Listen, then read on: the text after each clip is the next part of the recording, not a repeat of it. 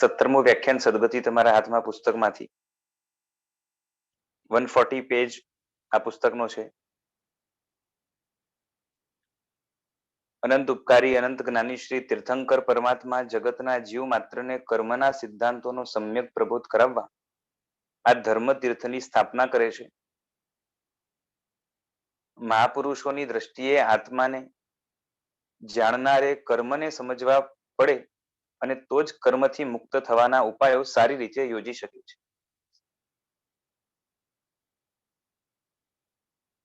આત્માને બંધનરૂપ કોઈ દ્રવ્ય હોય તો એ પૂતગલ છે, અને એમાં પણ પૌદ્ગલિક જેટલા પણ બંધનો છે એમાં સૌથી પાયાનું મુખ્ય બંધન હોય તો એ કર્મનું છે. અને એ કર્મ એને જો આપણે સમજી શકીએ કે કઈ રીતે બંધાય છે, એની પાછળના પ્રિન્સિપલ શું છે, સિદ્ધાંતો શું છે, કયું કર્મ કઈ રીતે બંધાય છે, કયા કર્મમાં કઈ શક્તિ રહેલી છે, અને એ શક્તિ જો આત્મા ઉપર હાવી થઈ જાય તો આત્માને કેટલું નુકસાન કરી શકે છે, અથવા તો કોઈ અપેક્ષાએ ફાયદો કરી શકે છે, આ બધું જો જાણી શકીએ તો કર્મને દગો દેવો પણ સહેલો બની જાય. કર્મના ચંગુલમાંથી છૂટવાનું પણ આપણા માટે સહેલું બની જાય. કર્મ જો અલગ અલગ પાસાઓથી ઓળખાય તો આત્માને એ કર્મની જે બાંધવાની પ્રોસેસ છે એ સમજાઈ જાય, અને બાંધ્યા પછી એમાંથી પણ જો કંઈ ફેરફાર થઈ શકે એમ હોય, કયા કર્મમાં થઈ શકે એમ છે, એ બધું પણ જો જાણે આત્મા, તો ઘણા ખરા અંશે કર્મની અસરોથી આત્મા બચી શકે. અમુક કર્મની જ સામે ફાઇટ કરવા માટે ઉપયોગ પણ કરી શકે. અમુક વિશિષ્ટ પ્રકારના એવા ભાવો કેળવીને કર્મની શક્તિને હણવી હોય તો હણી શકે, અથવા તો એની શક્તિ એવી પેદા કરી શકે કે જેથી કરીને કર્મ આત્માને અમુક બાબતોમાં કામ આવે અથવા તો હેલ્પફુલ બને. અને અંતે તો કર્મથી છૂટવા માટે જ આખી સાધના છે. કારણ કે આત્માને જેટલા પણ બંધનો છે એ બંધનો કર્મ થકી છે. અને કર્મ જ્યાર સુધી આત્મા ઉપર હયાત છે ત્યાર સુધી જ બાકી બધા જ બંધનો હયાત છે. કર્મ આત્મા ઉપરથી સાફ થઈ જાય તો આત્મા શુદ્ધ થઈ જાય, બીજો કોઈ વળગાડ આત્માને ચોંટી શકતું નથી, અથવા તો આત્મા ઉપર ટકી કે રહી શકતું નથી.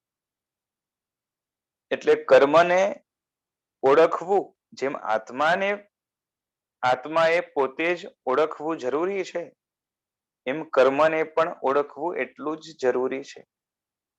કારણ કે બંધાયા છે બંને, આત્મા અને કર્મ, પરંતુ બાંધનાર આત્મા પોતે છે અને છૂટવું પણ આત્માને જ છે. અને માટે આત્માને ઓળખવું એટલે સ્વને ઓળખવું એ તો પ્રથમ જરૂરી છે જ, પરંતુ એટલા માત્રથી કામ થઈ જતું નથી. પોતાને ઓળખ્યા પછી પોતા માટે જે નુકસાનકારી છે એવા તત્વને પણ ઓળખવું જરૂરી છે. એ જો ન ઓળખાય તો નુકસાની પારાવાર થઈ શકે એમ છે. અને માટે કર્મને, કર્મના સિદ્ધાંતોને, કર્મના પ્રકારોને, કર્મની સ્ટ્રેન્થ વગેરે આ બધી વસ્તુને જાણવી જરૂરી છે. માટે સાચા આરાધકે આત્મજ્ઞાન સાથે, એટલે કે પોતાને ઓળખવું એની સાથે સાથે કર્મના સિદ્ધાંતોને પણ જાણવા જરૂરી છે.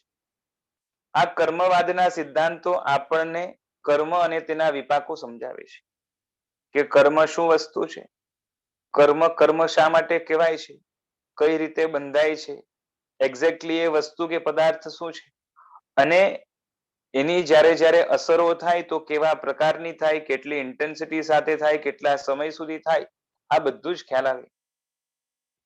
એટલે કર્મ અને એના વિપાકો એ પણ આપણે કર્મવાદના સિદ્ધાંત દ્વારા સમજી શકીએ. આમ તો સંસારનું સ્વરૂપ જ એવું છે કે ડગલે પગલે કર્મના વિપાકનો વિચાર કરવો પડે છે. કારણ કે સંસારની દરેક પ્રવૃત્તિ આપણે જે કંઈ પણ કરતા હશે એમાં ક્યાંય ને ક્યાંય ડિરેક્ટલી કે ઇનડાયરેક્ટલી કર્મ સાથે એની લિંક જોડાયેલી હોય છે. ભૌતિક જગત બીજું કશું જ નથી પણ પુણ્ય પાપનો ખેલ છે. સમજાય છે? ઉત્કૃષ્ટ પુણ્ય બાંધેલા માટે પુણ્ય ભોગવવાની કુદરતમાં વ્યવસ્થા છે અને ઉત્કૃષ્ટ પાપ બાંધેલા માટે પાપ ભોગવવાની પણ કુદરતમાં વ્યવસ્થા છે. ઘણું ઊંચું પુણ્ય બાંધે તો એ પુણ્યની અસરો જે થાય, પુણ્યના ફળ કે વિપાક જે આવે, એ વિપાક સારામાં સારી રીતે ભોગવી શકાય એવા પ્રકારની વ્યવસ્થા આ જગતની અંદર એ દેવલોક વગેરેની અંદર છે. અથવા તો મનુષ્યપણું પણ પામે તો એમાં પણ જે છે ને અમુક હાઈ લેવલના ભોગો અહીંયા પણ મળે. જેવા પ્રકારનું પુણ્ય કે જેવા પ્રકારનું પાપ, ઊંચું પાપ તો વધારે દુઃખ જ્યાં મળે એવા પ્રકારના સંયોગો આપણને પ્રાપ્ત થાય. એવી વ્યવસ્થા પણ આ જગતની અંદર છે જ, જેને આપણે આ નરક કે નિગોદ કહીએ છીએ. અને જ્યાં ઊંચા પુણ્ય છે એને ભોગવવા માટે પણ ઊંચા દેવલોક વગેરે વ્યવસ્થા છે જગતની અંદર. આ બધું જ કર્મના કારણે ગોઠવાયેલું છે. પુણ્યના ઉત્કટ ફળ રૂપે જીવ દેવલોકમાં જાય સારામાં સારા, ત્યાં મન વચન કાયા ઇન્દ્રિયો એવી હોય કે ચારે બાજુ વાતાવરણ પણ એવું હોય કે જીવને ચારે બાજુ ભૌતિક શાતાનો અનુભવ થાય, ભૌતિક અનુકૂળતાનો અનુભવ થાય, ભૌતિક સગવડોનો જે છે અનુભવ થાય. તેવી જ રીતે પાપનો જ્યારે ભયંકર ઉદય હોય ત્યારે નરકમાં ચારે બાજુ વાતાવરણ વિકૃત હોય, સાધનો બધા જ પીડાકારી હોય, શરીર સશક્ત મજબૂત મળે પણ તે કુકર્મને ભોગવવામાં જ કામ આવે.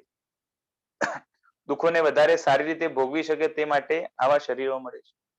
નરકનું નાનામાં નાનું દુઃખ આપણને આવે તો આપણે મરીને સીધા પરલોક પહોંચી જઈએ. એટલે નરકની અંદર જે છે ને ઘણા બધા દુઃખો આવતા હોય છે. એમાંથી જે એકદમ નાનું દુઃખ હોય એ પણ ખરેખર આપણી અપેક્ષાએ તો એટલું બધું મોટું છે કે આપણા ઉપર આવે તો આપણે પરલોકમાં પહોંચી જઈએ, એટલે કે મરી જઈએ. આપણે અમુક મર્યાદા સુધી જ વેદના સહન કરી શકીએ છીએ. તેથી વધુ વેદના આવે, દુઃખ આવે તો પ્રાણ જ ચાલ્યા જાય. માટે આપણને લાંબો સમય વેદના સહન કરવાનું આવે જ નહીં. જ્યારે નરકમાં ગમે તેટલી વેદના થાય પણ પ્રાણ ન જાય. આયુષ્ય પણ એવું જ હોય. પરમાધામી દેવો શરીરના રાઈ રાઈ જેટલા ટુકડા કરે પણ જીવ મરે નહીં. ફરીથી જે છે ને ભેગા થઈ જાય પારાની જેમ. ભયંકરમાં ભયંકર વેદના થાય, કારણ કે નારકોમાં સતેજતા તમારા કરતા ઘણી વધારે છે. એટલે આપણું જે છે ને સુગંધ આવે કોઈ વસ્તુની, પણ સૂંઘવાની આપણી શક્તિ એક લિમિટમાં છે. જ્યારે એકદમ નાની પણ જે છે ને દુર્ગંધ હોય કે સુગંધ હોય એને સૂંઘી શકે એવી કેપેસિટી એ નરકના જીવોના જે છે ને ઇન્દ્રિયોમાં હોય છે. સૂંઘી શકે, જોઈ શકે, જાણી શકે. એટલે ઇન્દ્રિયો વધારે સેન્સિટિવ અને તીક્ષ્ણ મળી છે. અને એના કારણે શું થાય કે મામૂલી દુર્ગંધ પણ ઘણી દુર્ગંધ લાગે તો જે છે ને ઘણી બધી જે દુર્ગંધ હોય એમાં તો એની હાલત શું થાય. એટલે વેદના વધારે તીવ્રતાથી વધારે ઇન્ટેન્સલી ભોગવી શકે એવા માટેની વ્યવસ્થા શરીર રૂપે, ઇન્દ્રિય રૂપે, મન રૂપે, અરે અવધિજ્ઞાન વગેરે પણ મળ્યું હોય. એટલે વિચાર કરો કે ક્ષયોક્ષમના હદ સુધી કર્મ આત્માને દુઃખી કરવા માટે નરકની અંદર મોકલી આપે છે. બરાબર છે? પ્રાણ ન જાય એમના, આયુષ્ય શરીર બંને જે છે ને ટકી શકે છે. અહીંયા તો વધારે વેદના થાય તો જે છે ને ભોગવવી શક્ય જ નથી. કાં તો બેહોશ થઈ જાય, કાં તો મરી જાય. હવે કોઈ નરક ગતિ ન માને તો પછી ઉત્કટ પાપ કરનાર માટે તે પાપોની સજા ભોગવવાની વ્યવસ્થા જ ન થઈ શકે. કેમ કે એક જન્મમાં હજારો લાખો પાપ કરે તેની સજા જો આ જ ભવમાં કે આવા જ બીજા મનુષ્ય તિર્યંચ વગેરે ભવમાં મળવાની હોય તો તેઓના પાપના વિપાકનો અંત જ ના આવે. કેમ કે એક ખૂન કરે કે અનેક, પણ ફાંસી તો એક જ વાર આપી શકો ને. બરાબર છે? બહુ તો જે છે ને ટોર્ચર કરી શકે. પણ કુદરતમાં આવી અન્યાયી વ્યવસ્થા નથી.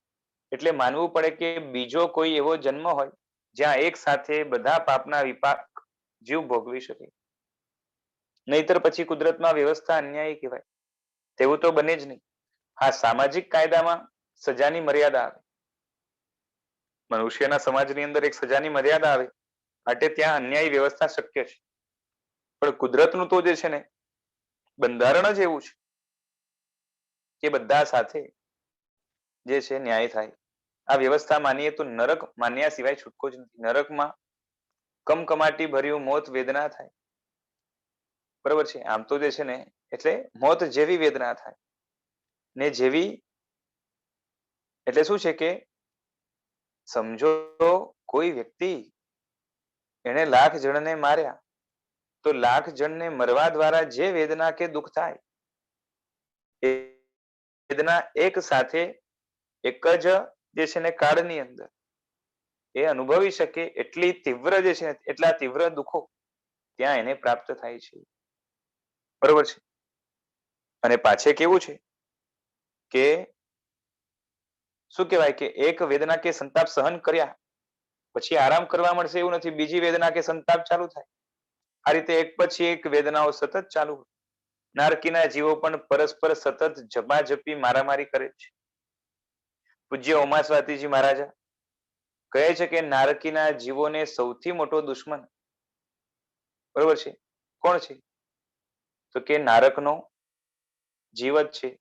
એટલે એક નરકનો જીવ બીજા નરકને જે છે ને એ માર્યા કરે, કૂટ્યા કરે, જે છે ને એક ઠોક્યા કરે એકબીજાને. દાખલા તરીકે કૂતરાનો સૌથી મોટો દુશ્મન કોણ? તો કે કૂતરો. કૂતરું હજુ માણસને એટલું નહીં ભસે પણ બીજા કૂતરાને તો પોતાની શેરીમાં આવવા જ ન દે.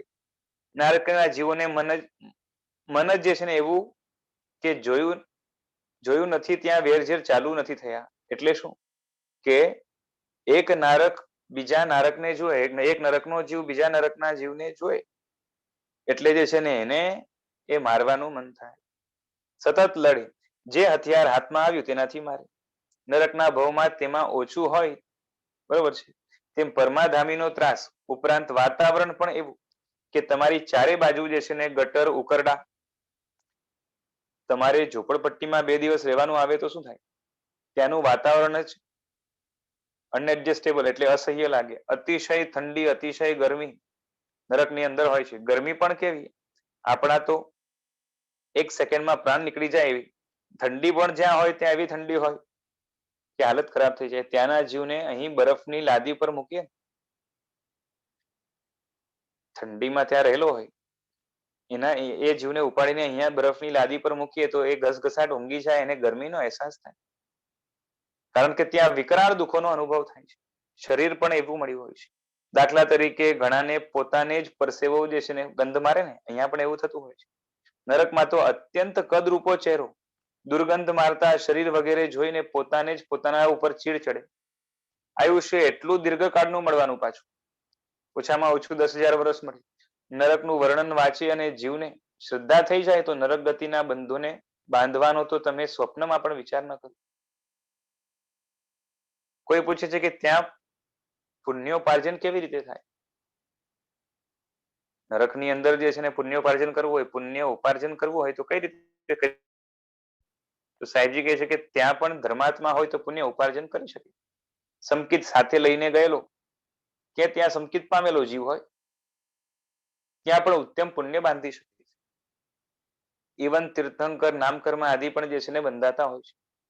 નરકમાં મન સરળ મળે છે. જેને શરીર, મન, ઇન્દ્રિયની શક્તિ અદ્ભુત મળી હોય તો સારા માર્ગે વાળે તો પુણ્ય ઘણું બાંધે અને ખોટા માર્ગે વાળે તો પાપ પણ ઉત્કટ બાંધે. હવે કોઈ પૂછે છે કે એવા જીવો કેટલામી નરક સુધી હોય? તો સાહેબજી કહે છે કે ધર્માત્મા 7મી નરક સુધી સંકિત પામી શકે છે. પુણ્યાનુબંધી પુણ્ય બાંધી શકે છે. બરાબર છે. 7મી નરક સુધી પામી શકે છે. આમાં તો ક્યારેક કોની શાન ઠેકાણે આવે, તત્વ સમજાય તે કહેવાય જ નહીં. ઘણીવાર દુઃખ પણ જીવની શાન ઠેકાણે લાવી દે. આ દુઃખમાં પાપ, પુણ્ય, પરલોક, કર્મ, કર્મના સિદ્ધાંતો, સંસારનું સ્વરૂપ વગેરેનો વિચાર કરતા થઈ જાય. જોકે આવા જીવો ભાગ્યે જ હોય પણ આ શક્ય છે. માટે નરક ગતિમાંથી નીકળવું અને ઉપર ચડી જવું સહેલું છે.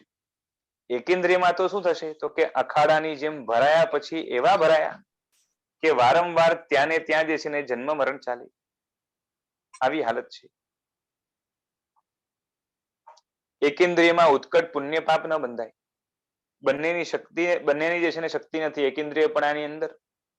ઊંચું પાપ કે ઊંચું પુણ્ય પણ ન બંધાય, કેમ કે મનનું મનોબળ જોઈએ તે છે જ નહીં. બરોબર છે. એટલા અબૂજ કે અજ્ઞાન છે કે હું કોણ છું, ક્યાંથી આવ્યો છું, અત્યારે શું પરિસ્થિતિ છે, ભવિષ્યમાં શું હોઈ શકે, કોઈ જ ભાન નથી. સમૂરછીનની જેમ પડ્યા હોય. બેભાન અવસ્થામાં પડેલા માણસને ખવડાવો એટલું ખાય, તેના શ્વાસ ચાલે, ખોરાક પેટમાં જાય વગેરે જ વગેરે એ તે માણસ જીવે છે એની નિશાની છે. સંજ્ઞા તરીકે બીજું કાંઈ નથી. આજુબાજુ શું ચાલે છે તેનું પણ ભાન નહીં. એકેન્દ્રિયપણામાં પણ આવું જ છે. એટલી બધી અવિકસિત દશા કે કોઈ જાતનું ભાન જ નહીં. માટે પાપ પુણ્ય ઊંચું બાંધી જ ન શકે. માટે એમના જીવનમાં ખોટા કામ પણ ન દેખાય. પાપ પણ પ્રવૃત્તિ રૂપે આમ પણ નથી તેમની. ધર્મ પણ વિચાર કે પ્રવૃત્તિ રૂપે નથી. ઉચ્ચ ગતિ અધોગતિ બંનેની તક પણ નથી. બરોબર છે. સ્ટેન્ડ સ્ટીલ છે ને પડ્યા રહે. નરકમાં શાન ઠેકાણે આવે તો વિચાર કરતા કરતા ઉપર પણ આવી શકે. માટે નરકમાંથી નીકળી સીધા તીર્થંકર થનારા આત્મા પણ છે. એવા પણ જીવો છે જેમની ધર્મ સાધના અસ્ખલિતપણે ચાલુ છે. નરકની અંદર શ્રેણિક મહારાજા વગેરે નરકના સારા નરસા બંને પાસા છે. બરાબર છે. જો એકેન્દ્રિયપણું ને નરક બંને દુર્ગતિ છે. બંનેમાં પાપી જીવો જ જાય. પુણ્યશાળી જીવો બંનેમાં જવાના જ નથી. જે જીવો પાપ કરે છે, પાપના પરિણામો અધ્યવસાયમાં મસ્ત રહેનારા છે, તે જીવો જ ત્યાં જાય છે નરકમાં અને જે છે ને એકેન્દ્રિય વગેરેમાં. જીવ માત્ર સંસારમાં સતત કર્મબંધ કરે છે. વૃક્ષમાં પણ સારી નરસી વૃત્તિઓ રહેલી છે. એટલે પુણ્ય પાપ બંને બંધાય. બરોબર છે. કારણ કે તે જે છે ને શું કહેવાય નિર્જીવ એવો પથ્થર જેવો નથી. બરોબર છે. ચેતન છે. માટે રાગ દ્વેષ વગેરે તેમાં પડ્યા જ છે. સતત ચેતના એટલે કે કઈ ને કઈ અંદર ખાને સુખ દુઃખ હશે જ. માટે ચેતન છે. હવે ચેતન જીવોમાં કર્મ ન બંધાય તેવા જીવો બરોબર છે કયા હોય? ચેતન હોય એટલે જીવ છે અને કર્મ ન બંધાય સંસારમાં એવા જીવો કયા હોય? તો કે અયોગી કેવડી. અને એના સિવાય તો સિદ્ધ ભગવંતો છે જેને કર્મ બંધાતું નથી. બરોબર છે. બાકીનાને આંતર પરિણામ પ્રમાણે કર્મબંધ ચાલુ જ છે. બરાબર છે. હા, 13મા ગુણ સ્થાનકે પરિણામ નહીં પરંતુ યોગના કારણે કર્મબંધ ચાલુ છે. કેવા કર્મો બાંધે છે તેના ચાર્ટ પણ આપ્યા છે, જે તેમના અંતર્ભાવ સાથે ટેલી થાય. જેટલા જીવો પાપ કરે તેમાં ઘણા ધર્મ સમજેલા હોય છે. ધર્મ સમજીને પાપમય સંસારનું સ્વરૂપ સમજ્યા છે, વૈરાગ્ય છે, તેવા જીવોને આ દુર્ગતિઓમાં જવાનો પ્રશ્ન આવતો નથી. સમજાય છે? પાપની અંદર છે પણ ધર્મ સમજેલા છે, સંસારનું સ્વરૂપ સમજેલા છે, વૈરાગ્ય વગેરે છે. અને માટે શું છે કે સાવધાન છે થોડાક પણ જેવો મોટે ભાગે પાપ પ્રવૃત્તિ કરે છે અને કરતી વખતે વૈરાગ્ય વગેરે ભાવ નથી. બરોબર છે. અને સાથે સાથે આ ખોટું છે, કરવા લાયક નથી, મારાથી થાય છે, તે મારી ભૂલ છે, આ અધર્મની પ્રવૃત્તિ છે તેવું માનતા હોય તેવો વર્ગ પણ ઘણો ઓછો છે. બાકી મોટા ભાગના જીવો પાપ તેજથી કરે છે, આસક્તિ રસપૂર્વક કરે છે. આ આસક્તિપૂર્વક કરાયેલા પાપો તે નાના મોટા હોય. દાખલા તરીકે માખી મચ્છરની દવા છાંટો, એસી વાપરો, મોટરમાં ફરો, તે બધા પાપ નાના લાગે છે ને? તે તો જીવન જીવવાની સામાન્ય પદ્ધતિ જ લાગે ને. હરવા ફરવા બીજા પણ સંખ્યાબંધ વાહનો છે, યંત્ર સામગ્રી વાપરવી, આ બધું નિયમિત જે છે ને નિયમિત લાગે છે. અમારાથી એમાંથી કોઈના પચખાણ આપી ન દેવાય. કોઈ પચખાણ લે પણ નહીં. બરોબર છે. મારી વાતો સાહેબજી કહે છે કે અવ્યવહારુ લાગે. સમજાય છે કે ભાઈ જે છે ને કોઈ એમ કે ભાઈ જે છે મોટરમાં ફરવાના જે છે એટલે નહીં જવું, એવા પચખાણ લો. તો કે સાહેબ આવું થોડું થતું હશે. એટલે જે છે ને ઇમ્પ્રેક્ટિકલ લાગે. આ સ્થિતિમાં જે પાપ પ્રવૃત્તિ થાય છે, કરો છો, તે પ્રવૃત્તિ વૈરાગ્યપૂર્વક અનાસક્તિથી નથી કરતા, પણ આસક્તિ આવે છે. તે આસક્તિના બે પ્રકાર છે. એક આસક્તિમાં સતેજતા, ક્રૂરતા, નિર્દ્વંશતા, દિઠાઈ, કઠોરતા ભળેલી હોય છે. આ વસ્તુ મારી અને તેમાં મમત્વથી ભોગવટો હોય પછી બીજી કોઈ વ્યક્તિ પડાવી લે તો તે તો આવી બને. આવા ઉત્કટ રાગ દ્વેષ પહેલી આસક્તિમાં જોડાયેલા છે. અને બીજી આસક્તિ છે એની અંદર શું છે તો કે મૂળતા છે, નિર્વિચારકતા છે, અજ્ઞાનતા છે, અત્યંત સુખશીલતાની વૃત્તિ ભળેલી છે. સમજાય છે? બંનેમાં ફરક સમજાય છે. આસક્તિ બંનેની અંદર છે, પણ એક આસક્તિ એવી છે જેની અંદર ખૂટતા, નિર્દ્વંશતા, દિઠ્ઠાઈ વગેરે ભળી છે. અને કોઈ એ જે છે ને ભોગને છીનવી લે, કાં તો વચમાં પડે તો એનું જે છે ને આવી બને, કાં તો એને પતાવી દે, કાં તો એને પતાવવાના ભાવ થાય, ઊંચા રાગદ્વેષ થાય. બીજી આસક્તિ એવી છે કે જેની અંદર સુખશીલતા ભરી છે, નિર્વિચારકતા છે, મૂળતા છે, લાંબો વિચાર નથી. બરાબર છે? અને આમ જોવા જાવ તો પ્રમાદ ઘણો પડ્યો છે. આ બંનેમાં જે છે ને ફરક છે, અને એના કારણે જ પેલી આસક્તિના કારણે નરકગંધી ગતિ બંધાય છે, અને બીજી આસક્તિના કારણે તિર્યંચીમાં પણ એકેન્દ્રિય વગેરે પણ બંધાય છે. બીજાની અંદર દાખલો આપે છે કે ઘણાને પત્ની પ્રત્યે એટલું મમત્વ હોય કે પછી પત્નીને કોઈ જુએ તો પણ તેનું આવી બને. સંપત્તિના સંરક્ષણ માટે એટલી મમતા હોય કે નુકસાન કરનાર વ્યક્તિને જે છે ને ખેદાન મેદાન કરવાના ભાવ આવે. બરોબર છે? તો આમાં શું છે કે રૌદ્ર ભાવ જે છે ને એક હિડન પડેલો છે. પછી એવું જિંદગીમાં બને છે કે નહીં બીજી વાત છે, પણ જિંદગીમાં આવું બને તો આવું રિએક્શન આવે એવી સંભાવના હોવાના કારણે અંદરમાં રૌદ્ર પરિણામ પડ્યા છે. સમજાય છે? દાખલા તરીકે મમ્મણ છે, મમ્મણના જિંદગીની અંદર કોઈ એનું કંઈ પડાવી લીધું નથી, પરંતુ જો પડાવી લે તો એનું આવી બને. એટલી અંદરમાં આસક્તિ, મમત્વ અને પરિગ્રહનો ભાવ પડેલો છે. અને એવું પણ કેના કારણે પૂર્વભાવની અંદર નક્કી કરી લીધું કે હવે કોઈથી કોઈને કંઈ અપાય જ નહીં. અને એના કારણે જે છે ને એ ગાઢ મમત્વ હોવાના કારણે અંદરમાં રૌદ્ર ભાવ પડ્યો છે. આ ભાવની અંદર તો પુણ્ય એવું છે કે કોઈ એનું કંઈ લઈ જ નથી જતું, છતાં પણ એ ગાઢ મમતાના કારણે એ નરક ગતિ ભેગો થાય છે. બરોબર છે? એટલે આવી મમતા અને આસક્તિ વાળા જીવો પ્રાય નરક ગંથી બાંધે છે. હરેક ઠેકાણે મનોવૃત્તિ જ એવી. સમજાય છે? આના ઉપરથી એક વાત ખ્યાલ આવવી જોઈએ કે જે જીવો જિંદગીની અંદર મોટા ક્રોધ કરતા હોય, ઘણાને નુકસાન કરતા હોય, ઘણા જીવોને મારતા હોય અને ઘણા પાપો જે છે ને દેખીતી રીતે કરતા હોય મોટા મોટા, એવા જીવો જ નરક ગતિ બાંધે છે એવું સમજી નહીં લેતા. પરંતુ રૌદ્રતા કે ક્રૂરતા કે ઉગ્રતા અંદરમાં પડી હોય, બારે ન આવે એવા પ્રકારની મમત્વ, આસક્તિ, એવા ભાવો અંદરમાં પડેલા હોય, અને જેના કારણે શું થાય કે હમણાં પુણ્ય એવું હોય કે જે છે ને કોઈ એને છંછેડે નહીં, માટે એનું આવી ન બને, પરંતુ એવી જ્યાં સંભાવના પણ રહેલી છે એ જીવો પણ નરક ગતિ બાંધતા હોય છે. બરોબર છે? હરેક ઠેકાણે મનોવૃત્તિ જ એવી કે કોઈ પણ સાથે રૌદ્રતા, ક્રૂરતા, ઉગ્રતા, આવેગ, ભયંકર વેરઝેર દ્વેષના આવેગો પેદા થઈ શકે છે, થાય એવું જરૂરી નથી. આવા પ્રકારની મનોવૃત્તિના ભાવો નરક ગતિને પ્રાયોગ્ય છે.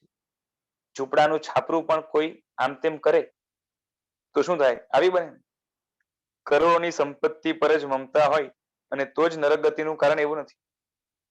સમજાય છે? ઝોપડામાં રહેતો માણસ એ પણ નરક ગતિ બાંધી શકે છે.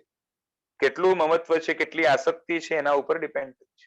અને અંદરમાં કેટલા રૌદ્ર, સામેવાળાનું કેટલું નુકસાન કરવાની તૈયારી કે ભાવો અંદર પડ્યા છે એના ઉપરથી રૌદ્રતા નક્કી થાય. બરોબર છે? આ રૌદ્રતાથી થતા જે છે ને મમત્વ, આસક્તિ પ્રાય કરીને નરક ગતિ બંધાવે છે. હવે જે છે ને કોઈ પૂછે છે કે એટલે આસક્તિ છોડવા જેવી ને?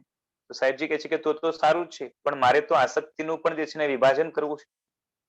ઉત્કટ આસક્તિ નરક ગતિનું કારણ છે, અને મૂળતા યુક્ત આસક્તિ છે એકેન્દ્રિયપણાનું કારણ છે. તેમાં ઘણાને સારું ખાવું, પીવું, મોજ મજા, બંગલો, મોટર વગેરે જોઈએ. તે બધું મળે તો ખુશ, અને મળે પછી તો એવા તન્મય થઈને જે છે ને ચોટી જાય કે ન પૂછો વાત. ભાવતી વસ્તુ બનતી હોય ત્યાં જ મોંમાંથી લાળ પડે, અને ભાણામાં આવે એટલે ચોટી જ જાય, તૂટી જ પડે. માખી ખોરાકમાં ચોટે તેમ એકાંતરિયા થઈને જે છે ને ખાય ત્યારે આસક્તિ ખરી, પણ તેમાં ક્રૂરતાના ભાવ નથી. માત્ર મારી માને અને તેને અનુભવમાં ગાઢ મમતા હોય. સમજાય છે? આ વસ્તુ મારી છે એવું માને અને અંદરમાં ગાઢ મમતા હોય, તેના કારણે ભોગવતી વખતે વિચાર શૂન્ય જળ જેવો થઈ જાય. બરોબર છે? મન ગમતી વસ્તુ હકીકતમાં તુચ્છ ક્વોલિટીની છે.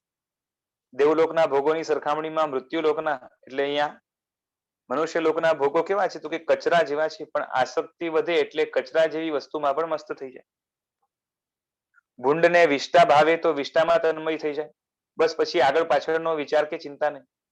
ઘણાને થોડું રૂપ મળ્યું હોય પછી આરીસા સામે જોઈને હરખાયા કરે. ઘણા તો દિવસના 2 કલાક આરીસા સામે જ કાઢે. બરાબર છે. થોડીક વાર થાય 5 મિનિટ માટે આરીસા સામે આવે ને આમ તેમ કર્યા કરે. હવે દેવતાએ જે રૂપો છે એની અંદર આ રૂપ કેવું છે? પરસેવો, ગંધ, મોંમાં લાલ, નાકમાં શેડ આવું મળ્યું. તેમાં જોઈને હરખાય અને શાસ્ત્રમાં આને મૂળતા કે જડતા કહી છે. કચરા જેવી વસ્તુમાં અત્યંત રાચ્યા કરે. કેમ કે આના કરતા ઊંચી વસ્તુ પાસે આ તુચ્છ છે એવો વિચાર પણ કરી શકતો નથી. એટલે વાસ્તવિકતાનો વિચાર કર્યા વિના નિર્વિચારક બનીને ભોગો ભોગવ્યા કરે છે. ભાવતી વસ્તુમાં એવો આસક્ત બને કે જાણે સ્વર્ગ મળી ગયું. ઘણા પોતે પણ ખાય અને બીજાને પણ ખવડાવે. બહુ જ હજમ જે છે ને બધું હું જ હજમ કરી જાઉં અને બધું જ જે છે ને મારું જ કોઈ ખલેલ કરે તો જે છે ને દાંત ખાટા કરી દેવું એવી વૃત્તિ ન હોય. જ્યારે નરક ગતિ વાળાને તો જે છે ને મારું એટલે મારું, પછી બીજાને હાથ નાખવાનો પણ હક નહીં. ઈંટનો જવાબ પથ્થરથી આપું એવી જે છે ને વૃત્તિ વાળા હોય છે. જરાક કોઈ ખલેલ કરે એટલે જે છે ને શું થાય તો કે ફૂફાડા મારે. આમ નરક ગતિની આસક્તિ રૌદ્રતા સાથે સંકળાયેલી છે. એકેન્દ્રિયપણાની આસક્તિ જડતા કે મૂળતા સાથે સંકળાયેલી છે. નિર્વિચારકતા સાથે સંકળાય છે. લાંબુ વિચાર કરવાની તૈયારી નથી. મૂળતાના કારણે કચરા જેવી વસ્તુમાં પણ તન્મય થાય, પરંતુ સંસારનું સ્વરૂપ જ એવું છે કે જીવ જેવો વિચારક બને એટલે મમતા આસક્તિ મંદ થયા વિના ન રહે. થોડીક વિચારતા આપણે કેળવી લેવા જેવી છે. અત્યારે એવી કોઈ વસ્તુ છે જે જોઈ તમે રાચી શકો? તમારા કરતા સારા રૂપવાળા છે ને આજે પણ, છતાં પણ તમારા રૂપમાં તમે રાચો છો ને? હા બોલો રૂપલબેન. ગુરુજી, આસક્તિ અને મૂળતાયુક્ત આસક્તિ, મૂળતા એટલે આજે હમણાં ઉપર આવી ગયું કે બોડી જો મૂળતા ક્લીન અને નથી, આસક્તિ, ડર્ટી છે.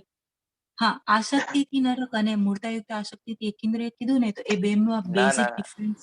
બંનેમાં આસક્તિ તો છે જ. યસ નરક સર. ગતિ બાંધે કે તિર્યંચ એકેન્દ્રિય ગતિ બાંધે, બંનેની અંદર આસક્તિ રહેલી છે. પરંતુ જી આસક્તિમાં શું ભેદ છે? તો કે એક એવો છે કે ભોગો ભોગવે છે, નિર્વિચારક બનીને ભોગવે છે અને એકદમ જ જે છે ને મૂળ થઈ જાય છે. કોઈ લાંબો વિચાર નથી. પણ અંદરમાં એવા ક્રૂર રૌદ્ર પરિણામ નથી રહેલા. સમજાય છે? એટલે એ વસ્તુ ચાલી જાય ને, જો જે એકેન્દ્રિયપણું બાંધશે અને જે નરક બાંધશે, બેમાં ફરક શું હશે? સમજો કે છે ને તમને ઘણા મનોરથ છે કે હું છે ને એક નવી ગાડી લઉં અને અંદરમાંથી ગાડી ઉપરનો મમત્વ એટલો બધો છે અને ગાડી મળી ગઈ. બરોબર છે. ગાડી મળી ગયા પછી હવે કોઈ જીવ એવો હોય કે મળી ગયા પછી જે સિનેમા એવો ચોટે એટલે શું કે એને મૂકવા તૈયાર ન હોય, એની એટલી બધી કાળજી લેશે અને પોતાની જેટલી કાળજી નહીં હોય એટલી ગાડીની કાળજી હશે.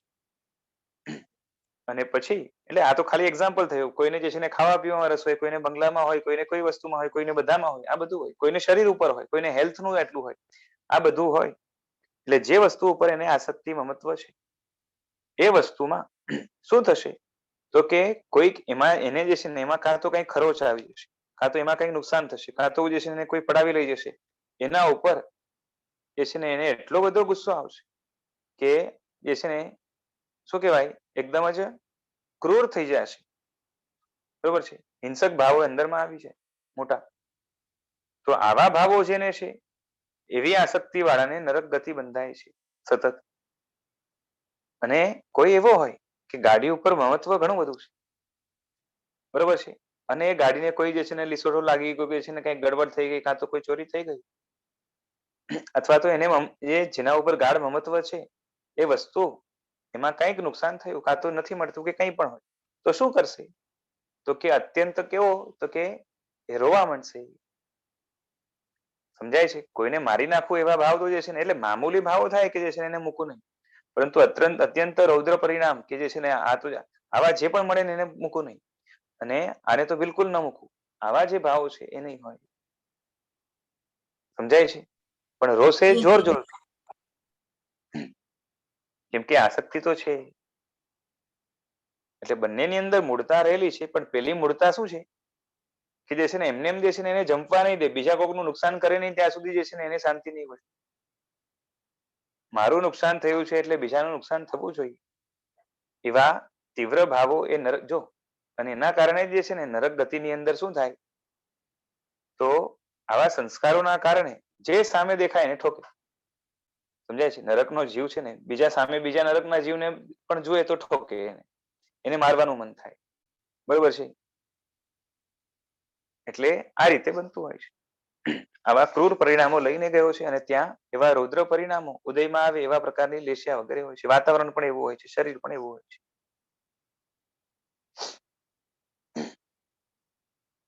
ખ્યાલ આવે છે? Yes sir. હવે આગળ સાહેબજી કહે છે કે કોઈને કાબર ચિત્રી સ્ત્રી પર અત્યંત રાગ હોય, બરોબર છે, તે તમને જે છે ને મૂર્ખ લાગે ને,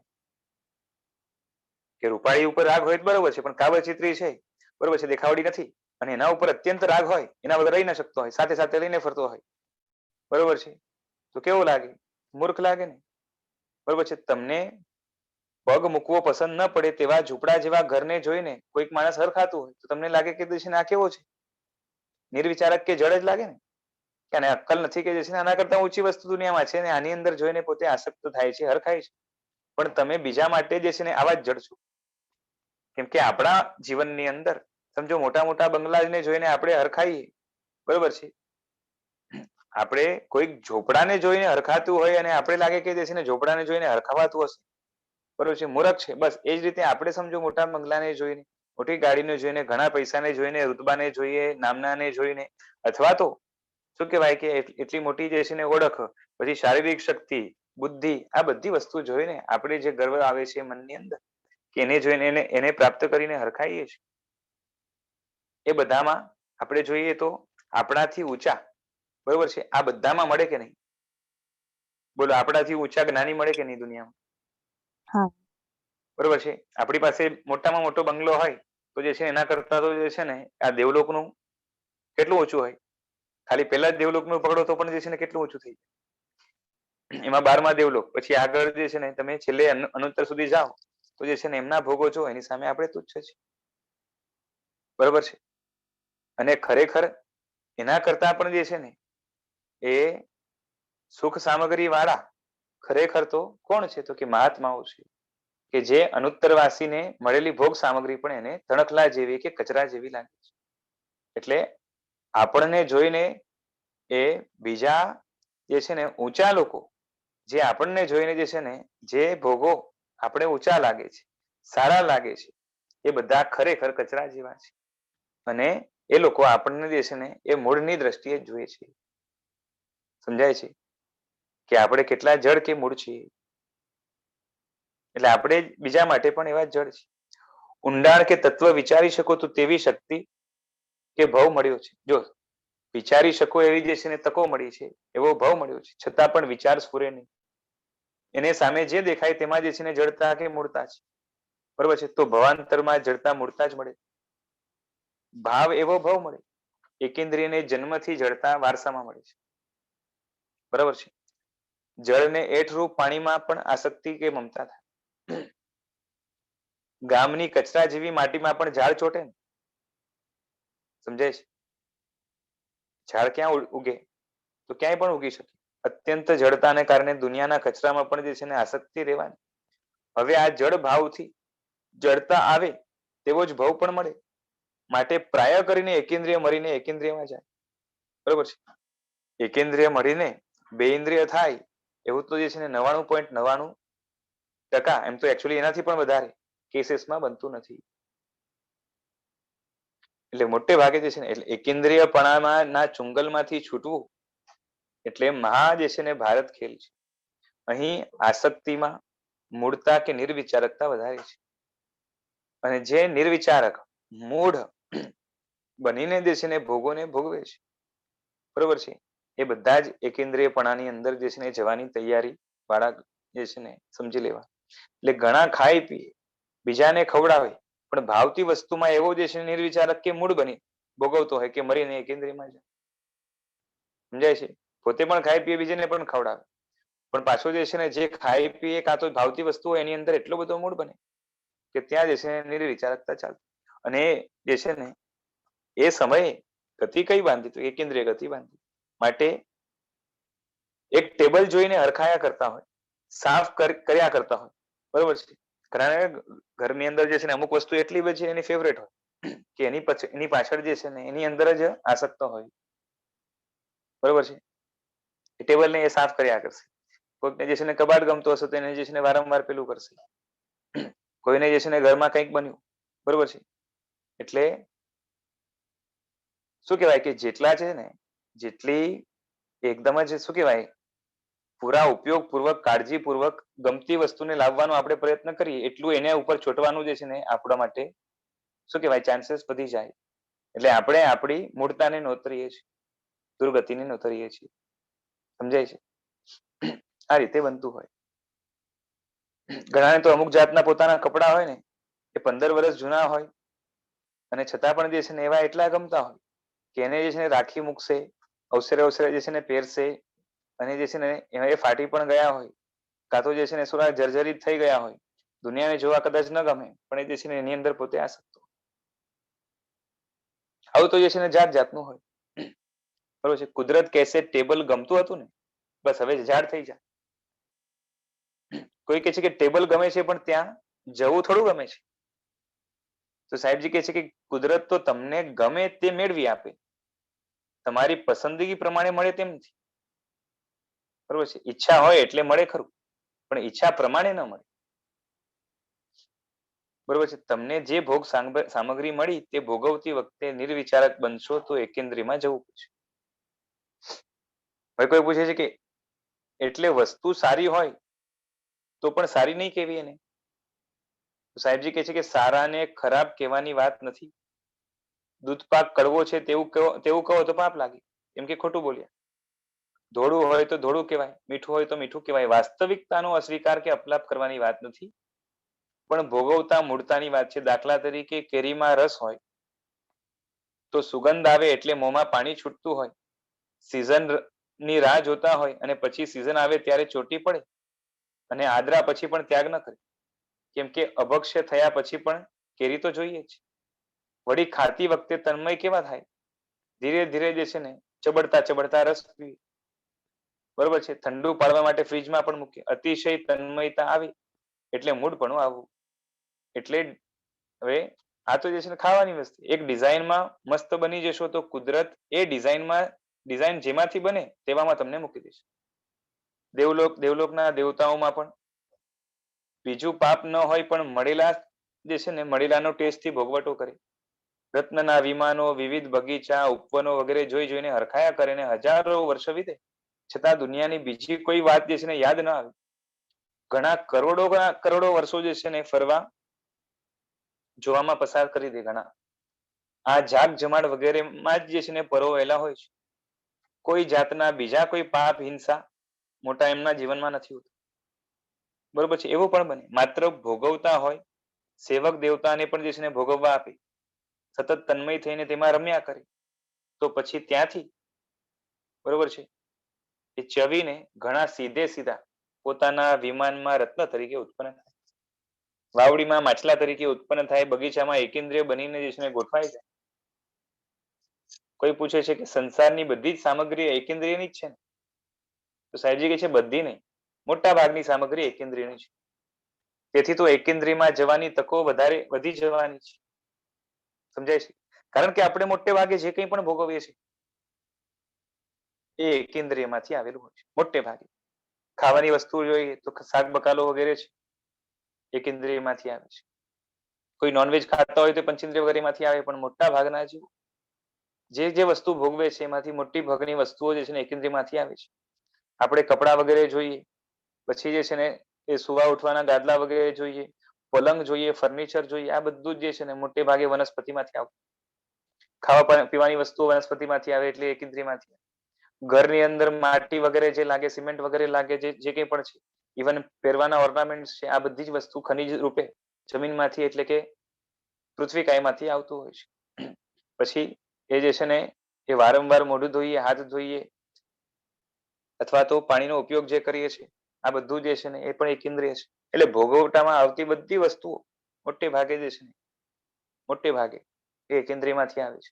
અને એમાંથી એટલે આપણે આજુબાજુ બધા જ છે ને એકેન્દ્રિય મળદાઓથી ઘેરાયેલા છે અને એના આકર્ષક રૂપ બનાવીને જે છે એની અંદર આસક્ત બની અને જ્યાંથી આવ્યું હોય એની અંદર જે છે ને આપણો જીવ પહોંચી જાય એવા પ્રકારના અધ્યવસાયો ચાલુ છે. એટલે સતત બચવા જેવું છે. સમજાય છે? એકેન્દ્રિયમાં જવાની તકો વધી જ જવાની છે. ત્યાં જનારા લાંબો સમય સુધી રહેનારા સંસારનો સૌથી મોટો જથ્થો ત્યાં છે. સમજુ કે ઉદાર સ્વભાવના હોય છતાં પણ આસક્તિ આ રીતની હોય. સમજાય છે? થોડીક સમજદારી પણ હોય, ઉદારતા પણ હોય, બીજાને પણ ખાવા માટે આવશે, પીવા માટે આવશે, ભોગવવા માટે આવશે. પણ પોતે જ્યારે ભોગવતા હશે તેની અંદર એટલા બધા મશગુલ બની જશે કે બીજું જે છે ને બધું વિવેક સાઈડમાં રહી જશે. તન્મય થયા ત્યારે મૂળતા કેટલી આવી? અને આમ પણ તમારી લગભગ વસ્તુ ગામના કચરામાંથી જ બનેલી હોય છે. આના કરતા ઘણી ઊંચી વસ્તુ અનંતવાર ભોગવીને છોડી છે. નાના છોકરા સારા લીસા પથ્થર ભેગા કરે, સિગરેટના જે છે ને ચમકદાર ડૂચા લખોટી ભેગી કરે, કચુડા ભેગા કરે, પાછા હોય શ્રીમંતના દીકરા, પણ તેઓને બાળ માનસને કારણે હલકી તુચ્છ વસ્તુમાં પણ આકર્ષણ હોય છે. છોકરા પાછા જે છે ને સંગ્રહી રાખે તે વખતે તમને બાળકની વૃત્તિ કેવી મૂર્ખ કે બેવકૂફ લાગે કે ડાઈ લાગે, બરોબર છે? એ પણ ત્યારે લગભગ ત્રિયંજ ગતિ બાંધતા હોય છે. અને ઘણાના તો જે છે ને પૂર્વભાવના એવા સંસ્કારોના કારણે રૌદ્ર કે પરિણામ એવા બધા હોય કે આસક્તિ એટલી હોય કે કોઈ એકનું જે છે ને એનું એ શું કહેવાય કે સિગરેટનું પેલું આવે ને ખબર છે એમાં એ સિલ્વર કલરનું કે ગોલ્ડન કલરનું લીખીને સંગ્રહીને રાખ્યું અને કોઈ એને જે છે ને હાથ લગાવે કે ખોવાડી દે કે ફાડી નાખે તો એના ઉપર ખૂબ જ ગુસ્સો આવે, મારવાનું મન થઈ જાય. રૌદ્ર પરિણામના કારણે કદાચ નરક ગતિ પણ બંધાય. હવે કોઈ કહે છે કે નિર્દોષ લાગે બાળકો છે ને, સાહેબજી કહે છે આને નિર્દોષતા ન કહેવાય, આ તો રીતસર દોષો કે વિકારો છે. આવા બાળકોને પણ ઊંચી વસ્તુમાં કેટલી મમતા થશે? નાનપણની અંદર આટલી તુચ્છ વસ્તુની અંદર છે ત્યારે મોટી સામગ્રી મળશે તો એમાં છૂટ્યા વિના રહેશે ને. બાળકોને નિર્દોષ માનવા તે મિથ્યાત્વ છે. જેનામાં વિકાર, આસક્તિ, વાસના ભરી છે તેને નિર્દોષ ન કહેવાય. હા, તમારા દેવા જે છે ને દાવ પેચ કે એ ઉઠાવગીરી આગુ પાછું કરવાની વૃત્તિ નથી એટલે પ્રગટ રીતે જે છે ને બારે આવી નથી, કેમ કે તમારા જેવા હજુ ઘડાયા નથી. કોઈ કહે છે કે અવિકસિત છે ત્યાં સુધી જ આવા છે કે હા, અવિકસિત છે ત્યાં સુધી જે છે ને ભોળપણ છે. બાળકો ભોળા છે પણ ભોળપણ એ પણ નિર્દોષતા નથી. આપણે ત્યાં ભોળપણને દોષ કયો છે, બલમાનસાઈને ગુણ કયો છે. ભોળા એટલે ભોળ છે, તેઓ કંઈ સમજી શકતા નથી, એક જાતની જે છે ને મૂળતા છે અથવા તો નિર્વિચારકતા છે. ભલમાનસાઈ વાળો જે છે ને એ તો જાણે છે, સમજે છે, બરોબર છે, પણ કોઈનું બુરું કરવાની વૃત્તિ નથી. વિચક્ષણમાં ભલમાનસાઈ ગુણ હોય, સમજદાર હોય એ જ ભલમાનસ બની શકે, સારો માણસ બની શકે. મૂર્ખમાં ભોળપણ દોષ. કંજુસાઈ અને કરકસરતા એક કહેવાય. કંજુસાઈ અલગ વસ્તુ છે, કરકસર અલગ વસ્તુ છે, બરોબર છે. એવી રીતે ઉદારતા ગુણ છે એક અલગ વસ્તુ છે અને ઉડાઉપણું અલગ વસ્તુ છે. એ જ રીતે અહીંયા પણ જે છે ને ભોળપણ એક અલગ વસ્તુ છે અને ભલમાનસાઈ એક અલગ વસ્તુ છે. ઘણા લોકો ભલમાનસાઈને ભોળપણ સાથે જે છે ને એકમેક કરી દેતા હોય. માણસ ભોળો છે એટલે બધાનું સારું કરે છે એવું નથી. ભોળો હોય ને બધાનું સારું કરતો એમાં જે છે એનો કોઈ જે છે ને વિચાર નથી અને એનાથી શું ફાયદો થાય જીવનની અંદર આવા આદર્શો કેળવવા જેવો છે એવો લાંબો કોઈ વિચાર નથી. એટલે ભોળપણના કારણે એને જાજો કોઈ ફાયદો થઈ નહીં જાય. ઘણી વાર તો એને જ કોઈ ભોળવીને જે છેતરી જાય તો એ કઈ જે છે ને કઈ કરી ના શકે. જ્યારે ભલમાનસાઈ તો જે છે ને કોઈકનું સારું કરવાની વૃત્તિ અંદરમાં પડી છે, સમજી વિચારીને કરે છે અને એના કારણે સારું પુણ્ય બાંધી શકે છે. હવે કોઈ કહે છે કે ભોળપણમાં દાવપેચ નથી હોતા, બરોબર છે. સાહેબજી કહે છે એ જ તો કહીએ છે કે વિકાસ નથી એટલે ભોળા છે. એક આમે ભોળો માણસ કેવો હોય જે છે ને એનું શું કહેવાય કે માનસિક વિકાસ જેવું થવું જોઈએ, વિચારક વૃત્તિ જે જન્મવી જોઈએ અથવા તો સારી રીતે વિચાર કરી શકે, ડિસિઝન સારી રીતે લઈ શકે એવા જે છે ને એની એવી કેપેસિટી નથી, કારણ કે એવો ડેવલપમેન્ટ કે પ્રોગ્રેસ નથી એનામાં. એકેન્દ્રિયપણાના જે છે ને બંધમાં એ ભોળપણ સાથે ભળેલી આસક્તિ છે. એટલે એકેન્દ્રિયપણું જે બાંધે છે એનામાં પણ શું છે કે આસક્તિ એવી છે કે એની અંદર જે છે ને ભોળપણ આવી જાય. એટલે ભોળપણ વાળી જ આસક્તિ છે કે કોઈ જે છે ને લાંબો વિચાર ત્યાં નથી. બાળક કચરા જેવી વસ્તુમાં આસક્તિ કરે છે તેને કાદવના ઘોડાના જે છે ને ઘરમાં હરખ આવે છે, તમને તે ગમશે નહીં ગમે, પણ તત્વ દ્રષ્ટિએ તમને મળેલી મોજ મજાની સામગ્રી કચરા જેવી, કાદવ જેવી ખરાબ જ છે. તેમાં તમે રાચો છો એ તમારી બેવકૂફી છે. માટે જ જળને જોઈને મૂળ બનો, ત્યારે જ આસક્તિ આવે એટલે એકેન્દ્રિય બને. જળ બન્યો બરોબર છે, એટલે જળ પ્રાયોગ્ય ભાવ મળશે. હવે કોઈ પૂછે છે કે કપડા લેવા જાય તો આડેધડ લેવાના કે પસંદ નહીં કરવાના? તો કે ના, મોભા પ્રમાણે કપડા પહેરો, પણ તેમાં આસક્તિ ન રાખો તો બચી જાઓ. મૂળતા પૂર્વકની તીવ્ર આસક્તિ હશે તો એકેન્દ્રિય પ્રાયોગ્ય ગતિ બંધ થશે. તમને બધાને સ્ટોકમાં એકેન્દ્રિય ગતિ છે જ, પણ જૂનું તો થઈ ગયું. હવે તેને જે છે ને વિખેરવાની રીત અપનાવો. નવું ન બાંધવા સાવધાન થઈ જાઓ. માટે પ્રસંગે ભોગ ભોગવે, પણ તે સમયે વાસ્તવિકતા વિચારે. ઉચ્ચતમ ગુણવત્તાનું કશું તમને મળ્યું નથી. જેને હાઈ ગ્રેડનું કહી શકાય, સારા લેવલનું કહી શકાય, એવું આપણે કંઈ મળ્યું નથી. તમારા કરતા હજારો લાખો ગણી ઊંચી ગુણવત્તાનું ઘણાને મળ્યું હશે. બરોબર છે. વળી કેટલાય જીવોની હિંસાથી બનેલું છે, પાપમય છે. તેનો વિચાર કરે એટલે આસક્તિ જતી રહે. સંપૂર્ણ આસક્તિ ભલે ન જાય, પણ જળ ભરત જેવી આસક્તિ તો જવી જ જોઈએ. મૂળપણું તો ન જ આવવું જોઈએ. એકેન્દ્રિયમાં પેટા ભેદો ઘણા છે. તેમાં જેટલો નીચો ભાવ લાવવો હોય તેટલી જડતા વધારે જોઈએ. સમજાય છે? પાણીને યોગ્ય ગતિ બંધાતી હશે તો પછી તેને યોગ્ય જે છે ને બીજા કર્મો પણ બંધાશે. સમગ્ર કર્મબંધના માળખાનો અંદાજ ગતિબંધ સાથે છે. એટલે ગતિ ઉપર ફોકસ કરશો એટલે બાકી બધા કર્મો આપમેળે એના હિસાબે ગોઠવાઈ જશે. કોઈ પૂછે છે કે ગતિ બંધાયા પછી ફેરફાર કરી શકાય? તો કે હા, ઘણા જીવો ગતિ બાંધ્યા પછી પણ તે ગતિમાં જાય જ, બરોબર છે, ગયા જ ન હોય એવું પણ બને. દાખલા તરીકે ચંડ કૌશિક છે, દ્રઢ પ્રહારી છે, ખરાબ ગતિ બાંધી છે, બરોબર છે. આયુષ્ય બંધાયું પછી ફેરફાર ન થાય, પરંતુ ગતિ બંધાય તો એની અંદર ફેરફાર થાય છે. અને એ બધું જે છે ને એને ફેલ પણ કરી શકાય છે. અસંખ્ય વાર નરકમાં જવું પડે તેવા કર્મો આ લોકોએ બાંધ્યા. હલકી ગતિઓ ભરપૂર પ્રમાણમાં બાંધેલી છતાં ત્યાં ન ગયા. ચંડ કૌશિકના જીવનમાં વારંવાર નરક ગતિ બાંધે તેવું માનસ હતું. પોતાના વિસ્તારમાં કોઈ ચકલું પણ ફરકે તો સહન ન કરી શકે. માઇલોના માઇલોમાં માણસ તો શું, પણ પશુ પંખીઓ પણ જે છે ને એને પેસવા નહોતો દેતો. વળી ભોગવવાનું કશું નહોતું. ક્ષેત્ર પર જ એટલી મમતા હતી કે મારો વિસ્તાર વાપરવાની તો વાત પછી, પણ તેમાં પગ મૂકે તો ખરી. બરોબર છે. કોઈ પગ ન મૂકે આવી મમતા વાળા ને રૌદ્રતા કેવી હશે? આના કારણે બંધ પણ કેવા થતા હશે? વળી તે જે જુએ તે દરેકને જે છે ને ઝેર ઓકીને ભસ્મસાત કરી નાખે.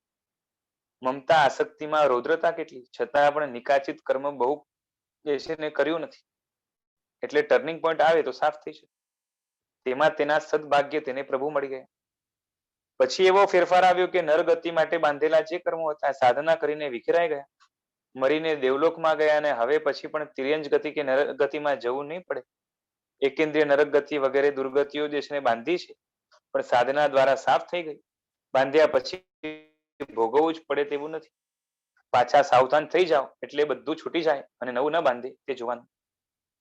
કોઈ પૂછે છે કે કઈ સાધના કરવી પડે? તો સાહેબજી કહે છે કે ઉત્કટ ધર્મ સાધના કરવી જોઈએ. જે ભાવથી કર્મ બંધાયું તેના વિરોધી ભાવથી તે કર્મ છૂટી જાય. દાખલા તરીકે તમને વધારે ઠંડકથી શરદી થઈ તો પછી ગરમીના ઉપાયો કરવા પડે. અને જેટલી ઠંડક હતી એટલા પ્રમાણમાં, એકચ્યુઅલી એનાથી વધારે પ્રમાણમાં એ ગરમી લાવવી પડે. એટલા પ્રમાણમાં રાહો તો એટલી ઠંડી ઉડી જાય. અને ગરમાહટ લાવવી હોય તો એડિશનલ ગરમી જોઈએ. કફ નાશ કરે તેવું વાપરવું પડે. આરોગ્યની દ્રષ્ટિએ ઠંડીનું મારણ ગરમી છે. તેવું જ અહીંયા પણ છે. જે ભાવ કર્યા હોય તેનાથી એકદમ વિરોધી ભાવ લાવો. જડતા ખંખેરવી છે તો સતત વિચારશીલતા, વિવેકશીલતા રાખવી. અને એના માટે જ જ્ઞાન સાધન છે. દરેક પ્રવૃત્તિ પર વિવેકથી વિચારો. કોઈ વસ્તુ પર આસક્તિ આવે તો તે વસ્તુનું સ્વરૂપ વિચારો. જ્યાં તમે વિચારશીલ બનશો એટલે કશાયો મંદ પડ્યા વિના રહેશે નહીં. કશાયોનું બળ જ નિર્વિચારકતા કે મૂળતા છે. જેટલા તમે મૂર્ખ બનો એટલો કશાયનો ઉદ્રેક થાય. કશાયો વધારે તેટલી મૂળતા વધારે. વારે તેવારે ગુસ્સો આવે પણ થોડા વિચારક બનો એટલે ગુસ્સો ઓગળવા માંડે. પણ વગર વિચારે ગુસ્સો કરો એટલે વધવાનું છે. માટે ગુસ્સો વધવાનું કારણ શું છે? તો કે નિર્વિચારકતા છે. અમે તમને વધારે ને વધારે શાણા સમજુ બનવાની પ્રેરણા કરીએ છીએ. સંસારની અમુક બાબતમાં મૂર્ખ બનવામાં રસ છે કે ડાયા હોશિયાર બનવામાં રસ છે? બરોબર છે. હવે કોઈ કહે છે કે મૂર્ખ બન્યા જ છે ને, સાહેબજી કહે છે કે બન્યા નથી. આ ક્ષેત્રમાં એટલે ધર્મ ક્ષેત્રમાં મૂર્ખ બનવું ગમે છે, વિચાર શૂન્યતા ગમે છે, વિચારશીલતા નથી ગમતી. વળી અમારે તમને કાલ્પનિક વિચાર નથી કરાવવા, હકીકતનો વિચાર કરાવવો છે. તમને એક સારા ચપ્પલ મળે તેમાં તમે હરખાવ ને, બરોબર છે. આવા નિર્વિચારક બનો છો. પેલા બાળક જેવું જ છે ને તમારે પણ. અમારે ત્યાં આને તુચ્છ સ્વભાવ, હલકી વસ્તુમાં રાચવાની વૃત્તિ વાળા કયા છે. આ સ્વભાવથી તુચ્છ ગતિઓ બંધાય અને 84 લાખ જીવાયુનીમાં તુચ્છમાં તુચ્છ ભાવ કયો છે? તો કે એકેન્દ્રિય છે. આમ જોવા જઈએ તો ભવની દ્રષ્ટિએ એની ખાસ કોઈ વેલ્યુ છે જ? એમની કોઈ કિંમત ખરી? એમના જીવનની દયા ચિંતા કોણ કરી? બરોબર છે.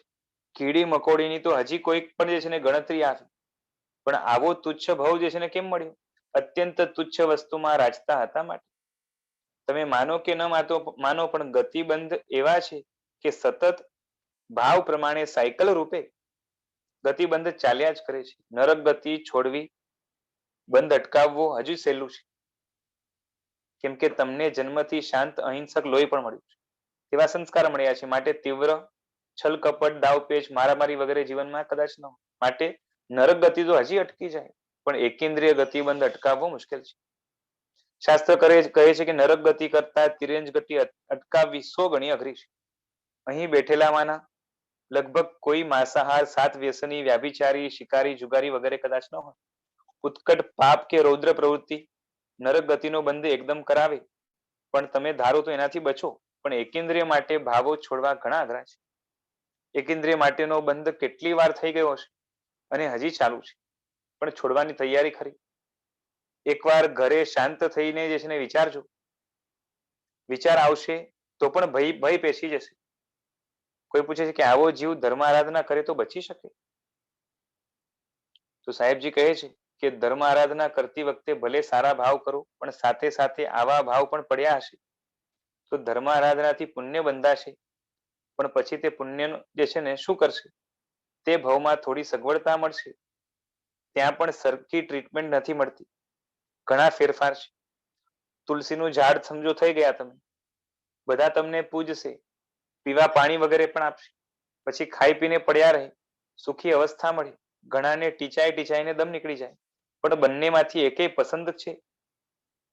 સમજાય છે? તુલસીનો ઝાડ થઈ અને ત્યાં બધી અનુકૂળતા મળે, સમજો બધા પાણી પણ આપે, બધું જ જે છે ને છાવણી પણ હોય, અને જે છે ને પડ્યા રહેવાનું, એ પણ ગમશે ખરું? પુણ્ય દ્વારા તે જ ભાવમાં થોડીક સગવડતા મળે તો પણ શું કરવાની? અવિકસિત ભાવ એ જ ભાવની જે છે ને કોઈ કિંમત જ નથી. કોઈ પૂછે છે એટલે પુણ્ય પાછું જે છે ને મારનારું બને? સાહેબજી કહે છે કે અધ્યાત્મ મળ્યા વિના બાંધેલા પુણ્યથી સુખ સામગ્રી મળે અને તે ભોગવવાથી પાછું પાપ જ બંધાય. દાન વગેરે સત્કાર્યોથી પુણ્ય બંધાય, ભવાંતરમાં સુખ સગવડ મળે, તે ભોગવીને પાપ બાંધે, તેનાથી પાછું સંસારમાં ભટકાય. બસ ચક્ર ચાલ્યા જ. હવે કોઈ પૂછે છે કે નારક મરીને નારક કે દેવ મરીને દેવ કેમ ન થાય? તો સાહેબજી કહે છે કે મળ્યું છે તેમાંથી ઊંચા નથી આવી શકતા. નારક વાળા તીવ્ર દુઃખોમાંથી, દેવલોક વાળા તીવ્ર સુખોમાંથી ઊંચા નથી આવતા. માટે તીવ્ર પાપ કે તીવ્ર પુણ્ય બાંધી શકતા નથી.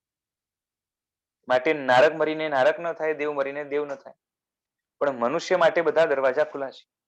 આપણે ધારીએ તો ચારેય ગતિની અંદર જઈ શકીએ છીએ.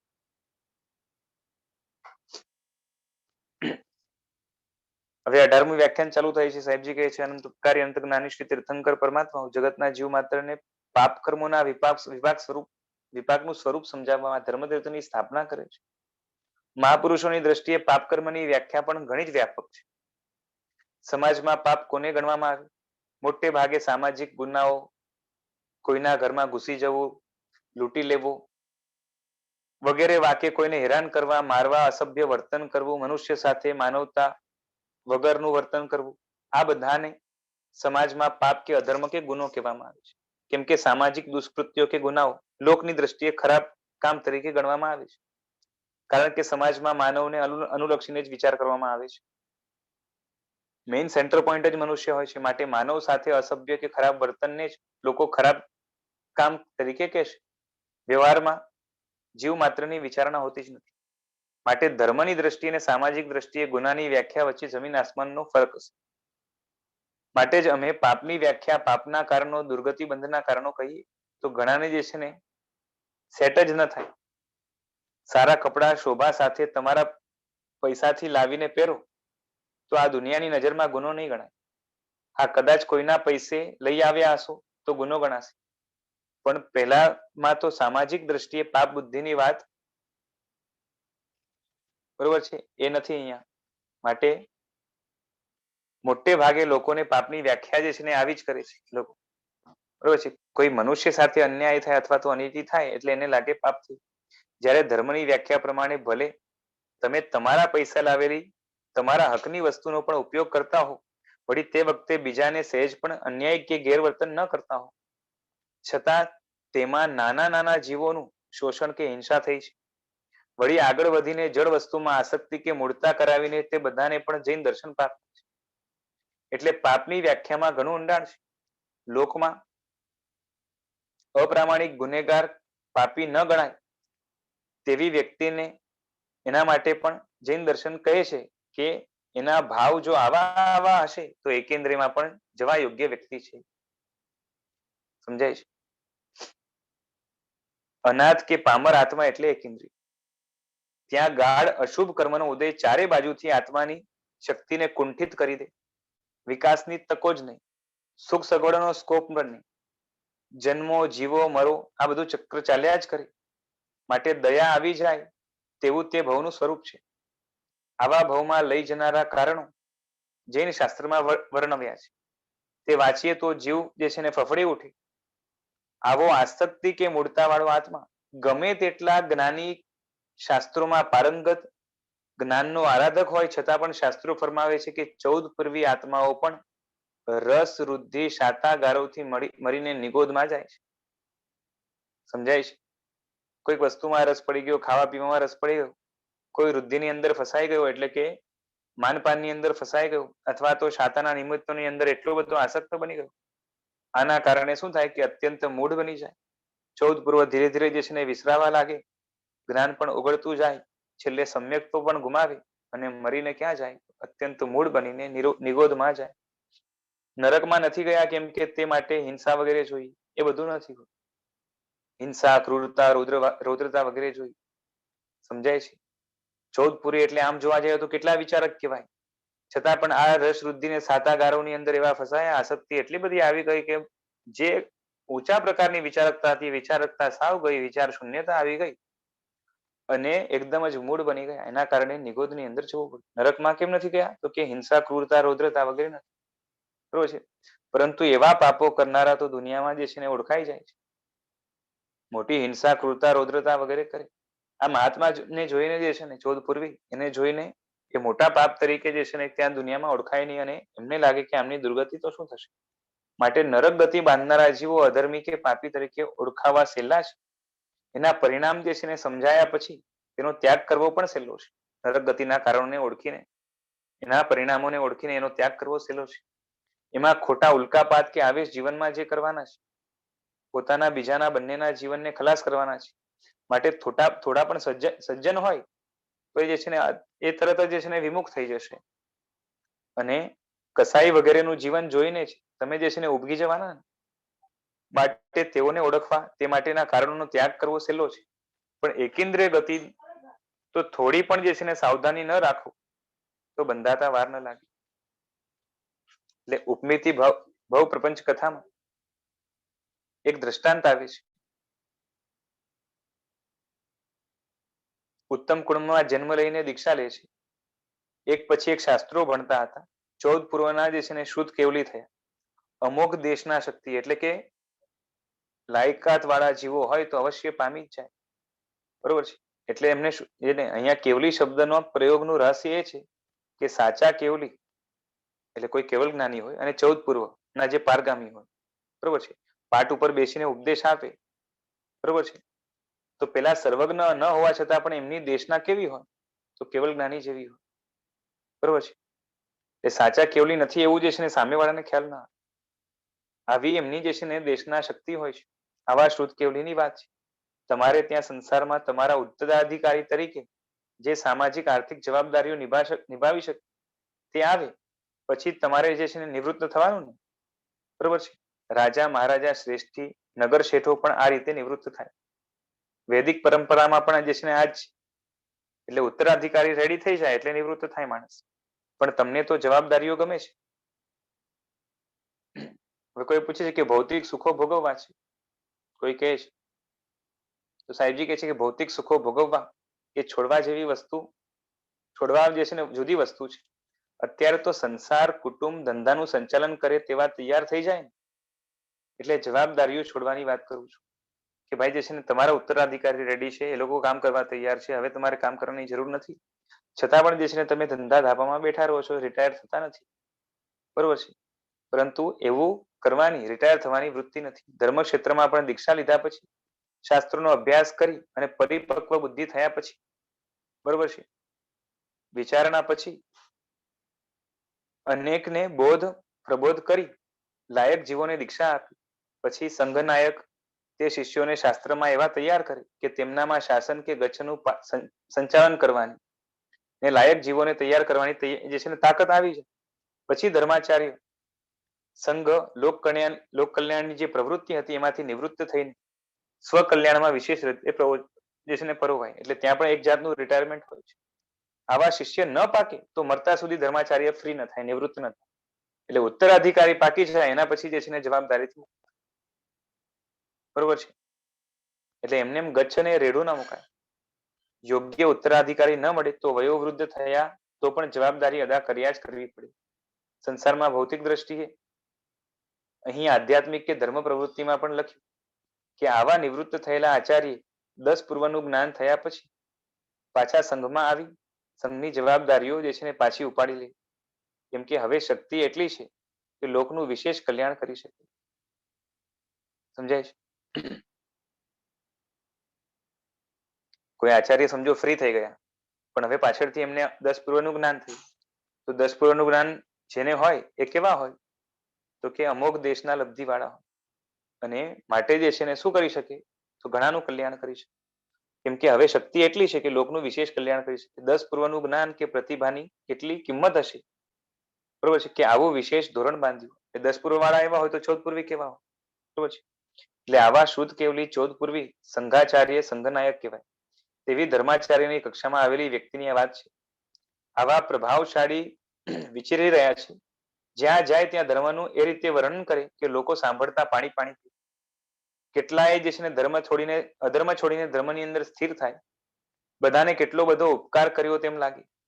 એટલે કલ્યાણકારી જીવો તેમના પ્રત્યે બહુમાન, સાર સંભાળ, સેવા, શુશ્રુષામાં જે છે ને ટોપ લેવલનું લાવીને મૂકે. અને શિષ્યો પણ 24 કલાક જે ખડે પગે જે છે ને સરભરામાં ઉભા હોય. અને આવી શક્તિ હોય તો આ રીતે સાચવવું યોગ્ય પણ છે. જેની પાસે આટલી શક્તિ છે એને બહુ સારી રીતે સાચવવું જોઈએ, ભક્તિ તરીકે પણ. એટલે સંઘ ઉદારતાથી ભક્તિ કરે. ભક્તિ કરનાર તો એમના ઉપકારનો જે છે લાખમો ભાગ પણ ચૂકવી શકવાનો નથી આમ.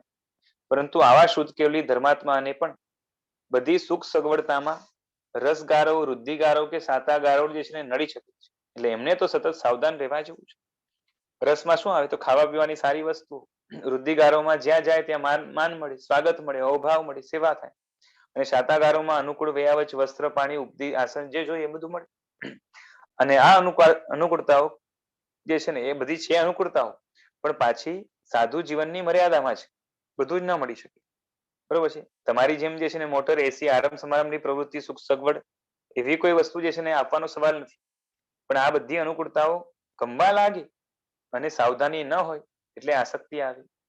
14 પૂર્વનું જ્ઞાન હોય ત્યાં દોષ પ્રવેશવાનો પ્રશ્ન જ નથી, બરોબર છે. જ્ઞાનના કારણે દોષ નથી, પણ 14 પૂર્વનું જ્ઞાન જે છે ને દરિયા જેટલું, એટલે સાચવવું મુશ્કેલ હોય. અને જ્ઞાન મેળવવાનું એટલે 14 પૂર્વની હાજરીમાં કશું ન થાય. પણ શું થાય કે 14 પૂર્વનો વારંવાર સ્વાધ્યાય કરવો પડે, રિવિઝન કરવું પડે. અને જો વિસરાતું જાય તો જ્ઞાનની હાનિ થાય અને પછી ધીરે ધીરે એનું જે છે ને એ વ્યક્તિનું પતન થઈ છે. સમજાય છે? એટલે 14 પૂર્વનું જ્ઞાન દરિયા જેટલું છે, સાચવવું એને મુશ્કેલ છે.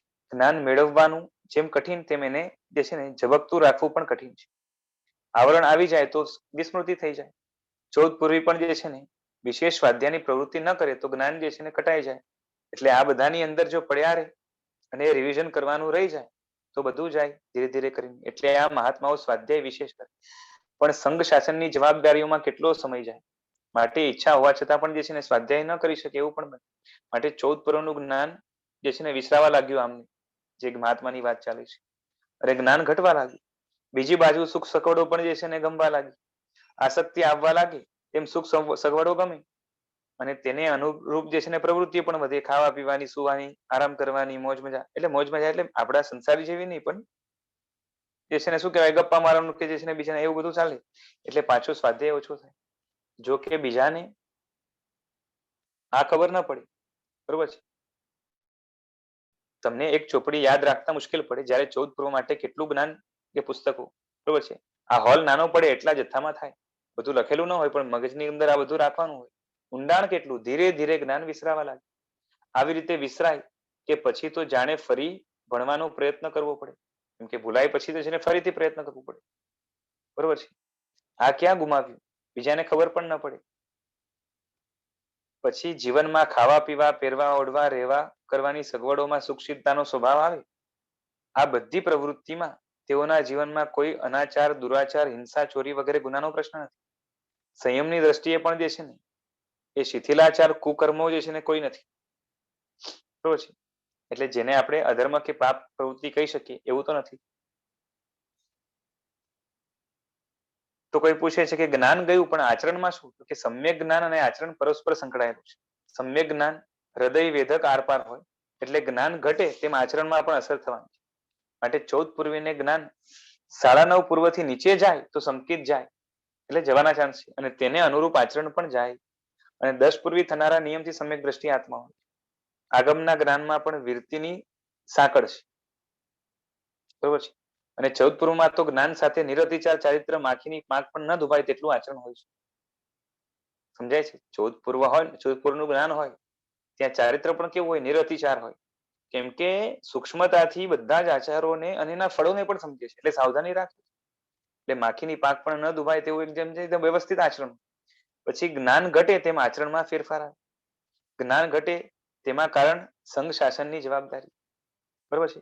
અને પછી જે છે ને સ્વાધ્યાય એ શાસ્ત્ર પરિચય બધું ઘટે. સ્મૃતિ મેધા પર જે છે ને અસર થાય. પછી આચારમાં પણ અસર થાય. માટે આ દ્રષ્ટાંત તમને એકેન્દ્રિયનો બંધ બેસાડવા માટે આપું છું. તમને નાનામાં જે છે ને નાના કામમાં મોટી સજા લાગે. થાય કે સહેજ ટેસ્ટથી ખાધું, તન્મયતાથી મોજ શોખના સાધનો વગેરે વાપર્યા, તેમાં શું ખોટું થઈ? તેવી તમારી વિચારસરણી છે, બરોબર છે. એકેન્દ્રિય તે ભારે દુર્ગતિ છે. તે આવી નાની નાની એટલે તે આવા નાના પાપથી થાય તેવું ઘણાને મગજમાં બેસતું નથી. સમજાય છે? એકેન્દ્રિય મોટી દુર્ગતિ છે અને એ ટેસ્ટથી ખાઈ લીધું, ટેસ્ટથી આરામ કરી લીધો, સોઈ લીધું, એમાં જે છે ને હવે એમાં શું મોટું નુકસાન કર્યું એ બેસતું નથી. મોટું પાપ શું કર્યું બેસતું નથી. માટે તર્ક આપવા દ્રષ્ટાંત આપું છું, એમ સાહેબજી કહે છે. તમે માણસને હેરાન કરો એટલે જ પાપ થાય એવું આપણે ત્યાં છે જ. કાયદાની સમાજની દ્રષ્ટિએ તમે દુનિયાના બીજા માણસો સાથે ખરાબ વર્તન કરો તો જ જે છે પાપ. પણ તેમાં બીજી જીવસૃષ્ટિને સાથે થનારા વ્યવહારની નોંધ ત્યાં લેવાતી નથી. ધર્મ તો તમામ જીવસૃષ્ટિ સાથે તમારા વ્યવહારની વાત કરશે. માટે આવા આસક્તિના પાપ પણ બતાવશે. 14 પૂર્વી કોઈ જુઠ્ઠા કામો, અધર્મમાં ગરકાવ થયા હોય તેવું કશું જ નથી. છતાં પણ આસક્તિ મૂળતાથી મરીને એકેન્દ્રિયમાં અને તેમાં પણ નિગોદમાં જાય, બરાબર છે. આટલી વાત કરી. આગળનું નેક્સ્ટ ટાઈમ જોઈશું. હા ભાઈ, લઈ લો કે પછી નેક્સ્ટ ટાઈમ? હા બોલો ને, વાંધો. આમાં જે કીધું કે આઈ મીન જે સાદો માણસ, કોઈ બી નોર્મલ માણસ છે અને જે એકેન્દ્ર પાયોગ્ય ગતિ બાંધે છે મૂર્તાને કારણે, અને જે નવપૂર્વી જે છે મહાત્મા, અને એ મૂળતાને કારણે એકેન્દ્ર પાયોગ્ય ગતિ બાંધે છે, તો બેયની એટલે એ બી એટલી હદ સુધીની મૂળતા સુધી જાતો હશે ને ત્યારે જ બે એકેન્દ્રિય પાયોગ્ય બાંધે છે. હા, એટલે આમ તો કેવું છે કે જેમ જેમ જ્ઞાન ઘટતું જાય તેમ તેમ મૂળતા વધતી જાય. એટલે જયારે એ નવપૂર્વ વાળો હોય, 10 પૂર્વ થી નીચે આવ્યું, 9.5 પૂર્વ, 9 પૂર્વ, બરોબર છે, ત્યારે એનામાં જ્ઞાન છે. એટલે એટલા અંશે મૂળતા જે છે ને સામાન્ય માણસને જેવી હોય એના કરતા એવી ના હોય, બરોબર છે. પણ ત્યાં પ્રમાદના કારણે જ્યાં જ્યાં એકેન્દ્રિયપણું બાંધતો હોય, બરોબર છે, ત્યાં પણ મૂળતા સામાન્ય માણસ જેવી ન હોય. પછી તો નવપૂર્વથી પણ જે છે ને નીચે નીચે ઉતરે, બરોબર છે. આ તો શું થયું, સાડા નવ પૂર્વ વાળાને જે છે ને સમકીત ગયું, બરોબર છે. પણ મિથ્યાત્વ એકદમ ગાઢ આવી જાય એવી જરૂરી નથી. એટલે મૂળતા કેટલી છે, જો સીધે સીધું જ્ઞાન સાથે સાવ સંબંધ છે એવું પણ નહીં કહી શકાય. ઘણી વાર શું છે કે તમને જ્ઞાન ઘણું હોય પણ એનો તમે ઉપયોગ ન કરતા હો, સમજાય છે. અને કોઈ એવો હોય કે એને થોડું જ્ઞાન છે પણ એ જે છે ને એને વાપરે છે સાવધાની માટે ધર્મમાં, બરોબર છે. તો બેમાં ફરક પડે ને. એટલે પેલો જે છે ને જ્ઞાની છતાં પણ મૂળ છે, because the person is not using it, એને ખાલી રાખી મૂક્યું છે, અને પેલો એનો વપરાશ કરે છે. એટલે સીધું જ્ઞાન સાથે સાવ મૂળતાને એકદમ કનેક્ટ નહીં કરી શકાય. પણ તો એ કઈક એવી લિમિટ હોવી જોઈએ ને કે આ મૂળતા સુધીનું જાય એટલે એકેન્દ્રિય બાંધે. નહીતર પછી છે ને આમાં અન્યાય થતો એવું લાગે કે ઓલો નવપૂર્વ વાળો છે એટલી બધી મૂળતા નથી તો બી એકેન્દ્રિય બાંધે છે. ના ના એવું અને નથી. જો કેવું છે, જો એકેન્દ્રિયમાં પણ ઘણા બધા ભાવો છે, સમજાય છે. સૂક્ષ્મ નિકોધ, બાદર નિકોધ આ સાધારણ થયા. બાકી પ્રત્યેક ની અંદર જે છે ને વનસ્પતિ વગેરે, અને એમાં પણ જે છે ને વનસ્પતિમાં પણ ઘણા વિકસિત ભાવો હોય છે. અમુક વનસ્પતિઓ છે ને એની અંદર તમને એ પાંચે પાંચ ઇન્દ્રિયના થોડા થોડા લક્ષણો દેખાશે, એટલા હદ સુધીનો વિકાસ પણ હોય. એટલે બધા જ સેમ એકેન્દ્રિયપણું બાંધે છે એવું નથી. પછી એકેન્દ્રિયપણાની અંદર પણ જે છે ને એ પુણ્ય પ્રકૃતિનો પણ જે છે ને ઉદય હોય છે, પાપ પ્રકૃતિનો પણ ઉદય હોય છે. હવે કોણ કેવી એકેન્દ્રિયપણું બાંધે છે એમાં અધ્યવસાયનો ફરક પડશે જ.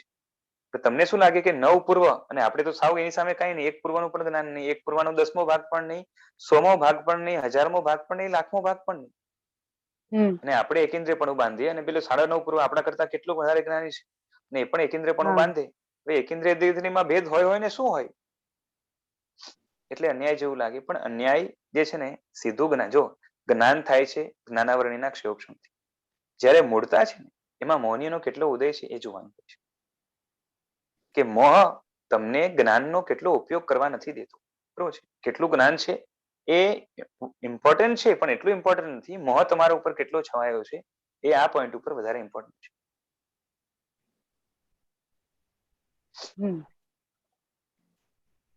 એટલે મુખ્ય જે છે ને મોહનીયના ઉપર મદાર રહેશે.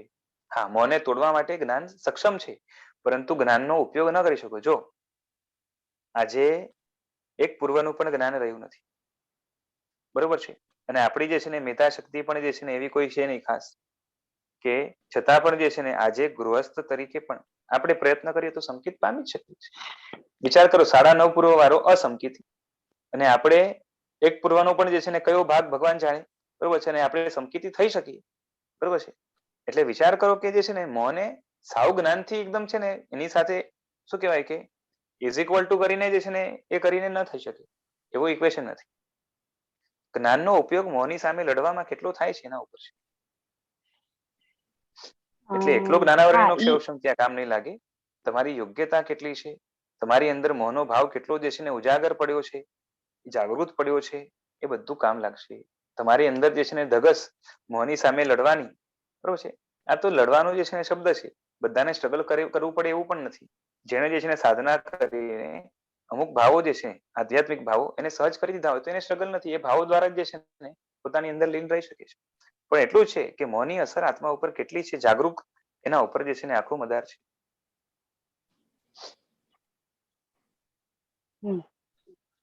ઓકે, હા, એટલે ઈ બેસી ગયું કે જ્ઞાન સાથે તો કમ્પેર નથી કરવાનું, પણ તોય મોહ સાથે આપણે કમ્પેર કરીએ તો આ બે જે જીવની આપણે વાત કરી હતી લગભગ ઈ મોહમાં બહુ મોટા ફેરફાર ન હોય. હા, મૂળતામાં. હા, એટલે એ જ તો કહું છું કે 9.5 પૂર્વી, બરોબર છે, એને મૂળતા હોય વધારે અને તમને ઓછી હોય એવું બની શકે છે. હા, ઓકે, હાજી. જો અંદરથી આત્મચિંતા કેટલી છે, જાગૃતિ કેટલી છે, પોતાની કેટલી પડી છે, બરોબર છે, આ બધું જોવાનું આવશે. ચલો આજે રાખીએ 151 પેજ, બરોબર છે. અમારા માટે પણ આ જ નિયમ. આ કરીને કોઈ પ્રશ્ન પૂછે છે આપણે જોશું એનો જવાબ વગેરે. આજે રાખી. જીનાજ્ઞા વિરુદ્ધ કંઈ બોલાયું તો મિચ્છામિ દુક્કડમ. પ્રણામ. બાર પ્રણામ.